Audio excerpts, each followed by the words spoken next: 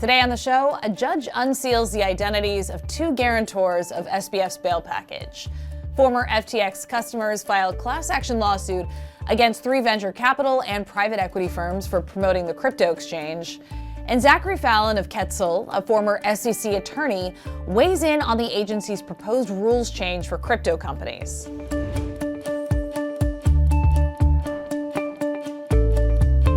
Welcome to CNBC's Crypto World. I'm Mackenzie Sigalos. Crypto prices climbing higher for a third straight day. As of noon Eastern, Bitcoin bounced nearly 4%, trading close to $25,000, a level that it hasn't seen since August of last year. Ether rose nearly 3.5%, crossing the $1,700 level, and the Matic token soared a whopping 8%.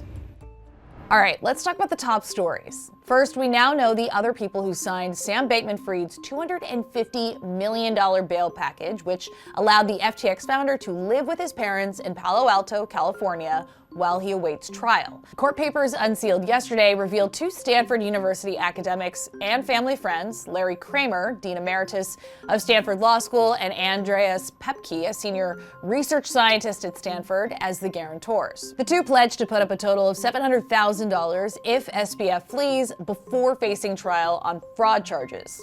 The names were ordered unsealed yesterday at the request of news organizations, including CNBC. SBF's lawyers opposed the move, arguing that they would face threats like his parents, who are longtime members of the Stanford Law School faculty. The disgraced former crypto exec was back in court today to assure the judge he will not be in touch with anyone or access any websites that cannot be monitored by federal prosecutors. Today's hearing was scheduled after prosecutors complained that SBF accessed the internet using a VPN, or virtual private network. And they say that prevented the government from knowing what he was doing online. His lawyers argued that their client was just trying to access football games, including Sunday's Super Bowl. Next, former FTX customers are suing three venture capital and private equity firms, accusing them of fraudulently promoting the now bankrupt crypto exchange before its collapse. The class action suit alleges that Sequoia Capital, Thoma Bravo, and Paradigm were, quote, incentivized in 2021 and last year to promote FTX by the more than $550 million they invested before the exchange filed for bankruptcy. In the complaint filed late Tuesday, the customers argued the firms gave FTX a, quote, air of legitimacy by vouching that they had looked into its operations. We reached out to all three firms for comment on the class action lawsuit. Thoma Bravo had no comment, and the rest didn't get back to us yet.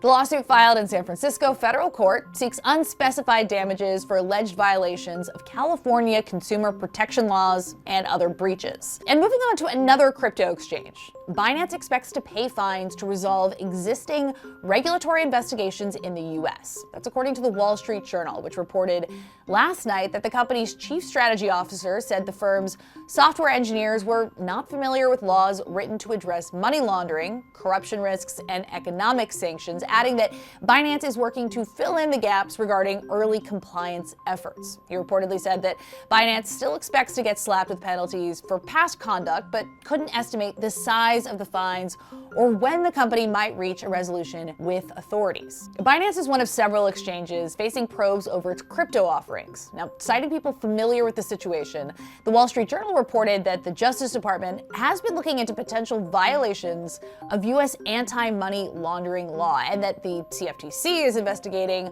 whether the exchange offered crypto derivatives to clients in the U.S.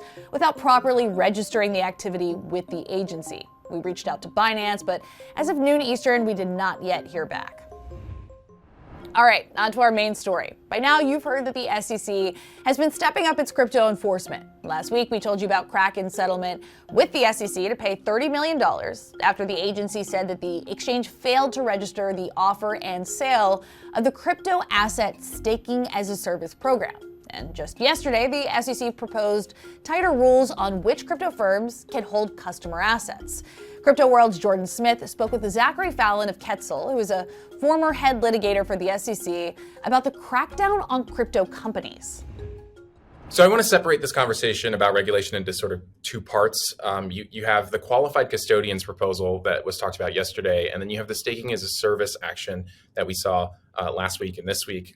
Let's start with staking, because the SEC is making it pretty clear that it sees this as unregistered securities offering. What's your take on what this means for the industry and how it will change the crypto space? My sense is, and I've said this before, that this is not really any judgment on staking generally at the protocol level. This is not really the SEC taking a position on whether or not a proof of stake network itself is issuing securities when it spits out rewards for those who stake on their systems.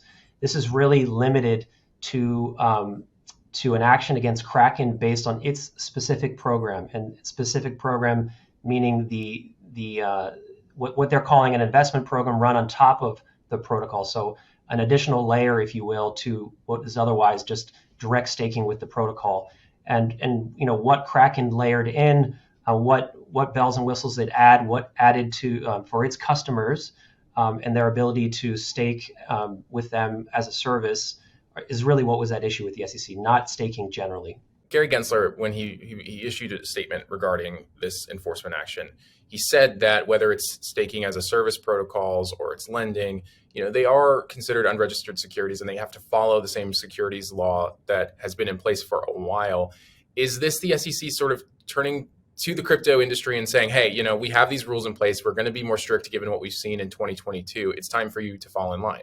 I mean, I think that's what he's saying. Now, so there's two different sort of narratives here, right? One is the narrative of his public statements. The other is the action in isolation. And one of the issues that the SEC has, one of the challenges it has by policing a space based on the investment contract analysis is that it is pursuing specific projects or services based on the facts and circumstances surrounding that given service. And so to the extent that somebody falls squarely within those facts and circumstances, then perhaps it's clear, should be, that those programs that those other folks are offering would be per se problematic in the eyes of the regulator.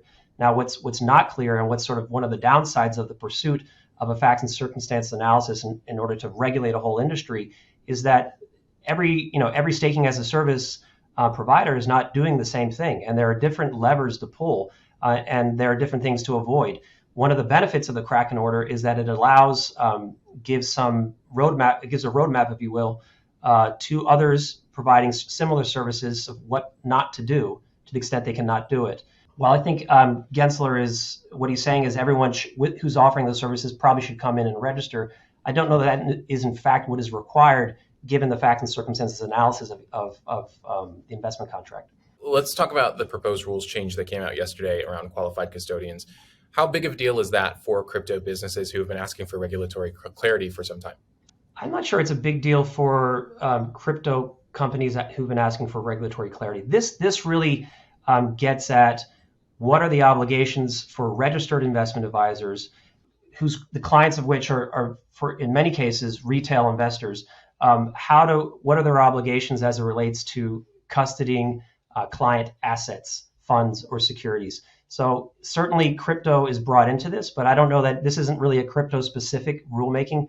Obviously, there are implications for crypto custodial providers and investment advisors looking to dip their toe into the space and trying to understand how do they navigate the so-called custody rule. It does look like it's sort of good news for institutional adoption. If I look at it, I mean, for crypto businesses that want to maintain qualified custodian status and work with hedge funds or big banks, it seems like it's a good way to get those types of businesses interested in the industry and say, okay, you're above board with the SEC. Is that the right way to look at this? I think that's certainly one takeaway, right? I mean, to the extent that the SEC is now introducing the concept of crypto into its rulemakings is a good thing, because then you can start to sort of build out the framework and the guidance around, well, how does this relate to crypto? Whereas, a few years ago, everything was silent. There was no mention of crypto in any rulemakings, and everyone kind of had to div in the tea leaves with respect to certain rules. And is this really a crypto, like a backdoor to crypto regulation? Well, here we have expressly as sort of an acknowledgement by the regulator that crypto exists, and this is the way you can, for intermediaries here, registered investment advisors and the qualified custodians they work with, this is how you can address concerns around crypto. And I think so that's a good thing. That's what what has been necessary in the space. Now, we don't have that on, say, the offering side. Going back to staking as a service, all we have there are largely enforcement actions and high-level staff-based guidance, but we don't have rules addressing crypto and how to kind of enter the world with with investment products that are involving crypto. Here we're having advice or guidance as to how regulated intermediaries can intermediate transactions or oversee transactions or meet their fiduciary obligations with respect to crypto, which I think is a positive. Whether or not everyone's happy with what's being proposed is a different question, but certainly it's a positive development in my view. Which agency is the one to watch as we watch this, clear guidance on regulation come through this year? The crypto industry is not a monolith, right? There are many different sectors and products and services, all of which touch upon different regulatory regimes. As it relates to the SEC's proposal, very clearly within the SEC's remit, so no question there. And as I said, I think net positive, given that we have frameworks now that an acknowledgement that crypto exists, and here is a way in which to address it. Hopefully, we'll see more of that guidance on the 34X side and the 33X side and different regulatory regimes. But I do think the SEC is sort of in the driver's seat here, and I think you'll see more. It assert itself more in this space in various forms in the coming months. Okay, that's all for Crypto World today, but we'll be back again tomorrow, so we'll see you then.